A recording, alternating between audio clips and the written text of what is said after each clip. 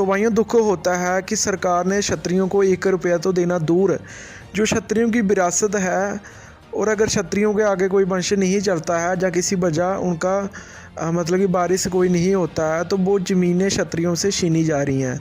तो भाइयों ऐसे ही खेतड़ी रियासत जो कि जयपुर और ग्वालियर के बाद एक बहुत बड़ी रियासत है, उनकी जो संपत्ति है करोड़ों में, हज़ारों करोड़ों में संपत्ति है। 2000 करोड़ की तो सिर्फ 5-6 संपत्ति है उनकी, ये सब सरकार ने अपने अंडर कर लिया है। तो भाइयों 1920 में जो खेतड़ी के आखिरी राजा थे जिनका नाम था राय बहादुर सरदार सिंह, वो 11वें शासक बने। तो भाइयों उनकी जो शादी हुई थी नवंबर 1948 ईस्वी में नेपाल के शासक शमशेर जंग बहादुर राणा की बेटी रानी भुवन लक्ष्मी देवी के साथ हुई, लेकिन किसी वजह बाद में उनका तलाक हो गया। तलाक कम उम्र में हो गया जिसकी वजह से उनके कोई आगे औलाद नहीं थी। दोबारा उन्होंने दूसरी शादी नहीं की। 1987 में उनकी मृत्यु हो गई।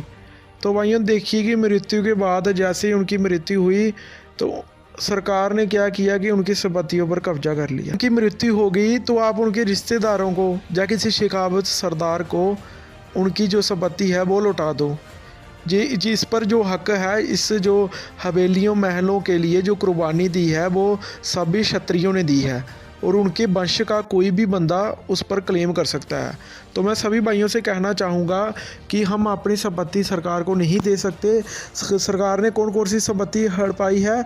एक खेतड़ी हाउस जयपुर के चांदपाल स्थित 3 सितारा हेरिटेज होटल रहा, वहाँ की जो संपत्ति है सरकार ने हड़प ली है।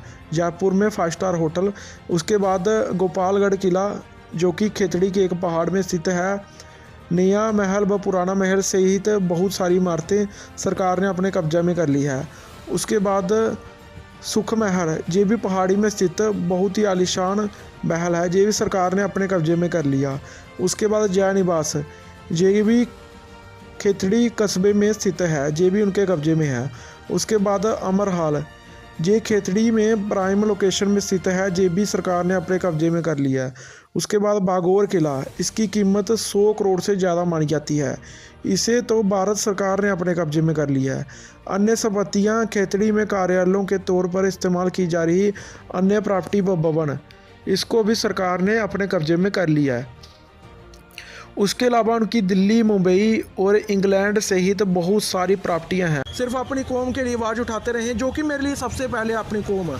तो आप हमें नीचे दिए हुए जो QR कोड है आप सभी स्कैन कर सकते हो इसको, और स्कैन करके आप सभी इसको हमें जितनी सपोर्ट कर सकते हैं, किसी से 20, 50, 100, 500 जितना भी आपसे होता है, और हम ऐसे ही क्षत्रिय इतिहास पर वीडियो बनाते रहें। आप इस QR कोड के स्क्रीनशॉट ले सकते हैं और जितनी सपोर्ट करना चाहते हो तो कर सकते हैं। सभी भाइयों को जय देव, जय माँ भवानी।